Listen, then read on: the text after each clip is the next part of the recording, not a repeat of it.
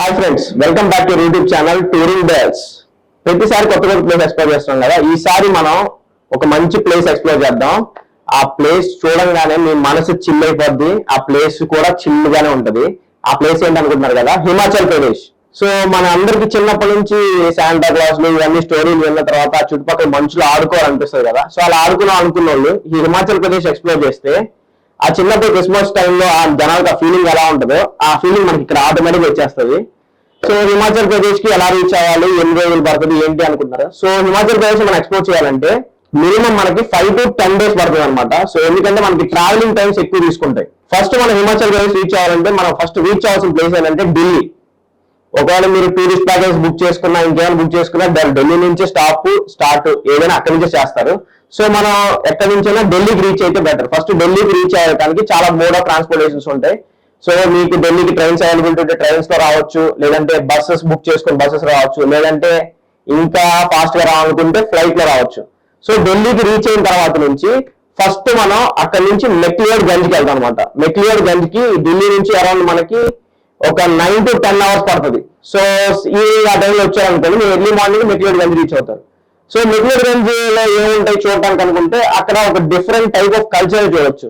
ఎలాగంటే మీకు బుద్ధుడు, మాంగ్స్ వీళ్ళందరూ అలాగా ఒక డిఫరెంట్ టైప్ ఆఫ్ వాళ్ళు ఎలా ఉంటారో ఆ కల్చర్ మొత్తం మీరు అక్కడ చూడొచ్చు. అక్కడ డిఫరెంట్ టైప్ ఆఫ్ టెంపుల్స్ కూడా అలాగే ఉంటాయి. మీరు చైనాలో ఆ టైప్ ఆఫ్ టెంపుల్స్ ఎలా ఉంటాయో ఈ మెక్లియోడ్గంజ్ లో ఉండే టెంపుల్స్ కూడా మీరు అలా ఉంటాయి.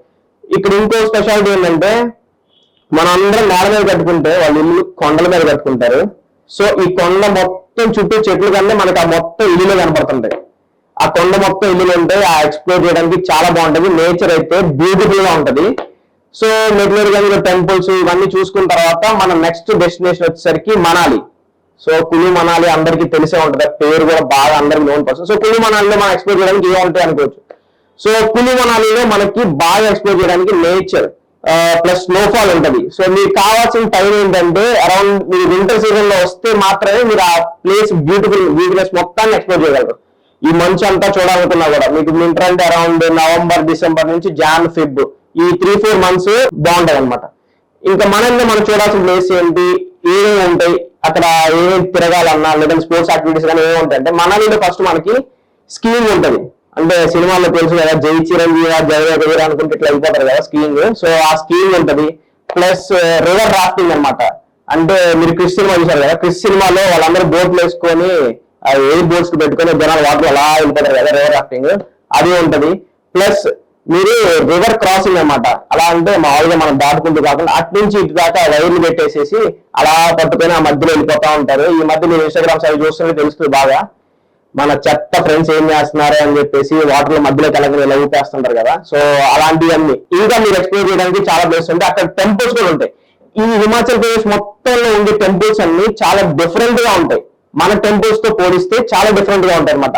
ఆ నేచర్ కానీ, ఆ టెంపుల్ కన్స్ట్రక్షన్ కానీ, సో ఆ ప్లేసెస్ కానీ చాలా బాగుంటాయి అనమాట. సో మనాలిలో మనం సోలాంగ్ వ్యాలీ అని ఉంటది. ఈ సోలాంగ్ వ్యాలీ ఏంటంటే మనం బాగా పై నుంచి ఆ వ్యాలీ మొత్తాన్ని, అంటే మీకు అరకు లోయలు ఉంటాయి కదా, అరకు లోయలు అనేది ఇట్స్ ఎ స్మాల్ పార్ట్ అనమాట సోలాంగ్ వ్యాలీతో పోలిస్తే. ఈ సోలాంగ్ వ్యాలీ చాలా పెద్దది. మనం బాగా ఎక్స్ప్లోర్ చేయొచ్చు, ఎంజాయ్ చేయొచ్చు ఫ్రెండ్స్ తో, ఫ్యామిలీస్ తో. ఈ స్నో బోటింగ్ అన్ని ఎక్స్ప్లోర్ చేయొచ్చు. మనకి అరౌండ్ బాగా ఎక్స్ప్లోర్ చేసి అన్ని తిరగాలనుకుంటే మనకి మనాలి 2 to 3 days టైం పడుతుంది. సో మనాలి కంప్లీట్ అయిపోయిన తర్వాత మనం నెక్స్ట్ ఎక్కడికి వెళ్ళాలి అంటే జిబి అండ్ తీర్థం వ్యాలీ. అక్కడ నుంచి మనకి అరౌండ్ ఒక 3 to 4 hours ట్రావెలింగ్ అనమాట. సో ఇక్కడ మెయిన్ పార్ట్ మనకి ట్రావెలింగ్ ఎక్కువ టైం పోతుంది. సో అందుకే మనకి ట్రిప్ కంప్లీట్ ఎక్కువ టైం పడుతుంది. సో జిబి అండ్ తీర్థం వ్యాలీలో ఏముంటాయి అంటే అక్కడ different type of temples same అలాగే. ప్లస్ మనకి స్నో ప్లేసెస్, బెస్ట్ నేచర్ దొరుకుతుంది. అక్కడ క్లైమేట్ బాగుంటది. ఈ జీబీఎన్ పీపుల్ వ్యాలీ కూడా చూసుకున్న తర్వాత మనం నెక్స్ట్ ఎక్కడికి వెళ్ళాలంటే గ్రేట్ హిమాలయన్ నేషనల్ పార్క్ అని ఉంటది. అది మనకి జీబీఎన్ పీపుల్ వ్యాలీ నుంచి around 1 to 2 hours travelling time లో ఉంటది. ఆ పార్క్ ఒక స్పెషాలిటీ ఏంటంటే మనం different type of animals explore చేయొచ్చు. వైట్ టైగర్స్ ని కానీ, అలాగా ప్యాంథర్స్, అలాగే డిఫరెంట్ టైప్స్ డీర్స్ మనం సినిమాలో చూస్తుంటాం కదా, డిఫరెంట్ జంతువులు, అవన్నీ మనం లైవ్ ఎక్స్పీరియన్స్ చేయొచ్చు, ఎక్స్ప్లోర్ చేయొచ్చు కూడా.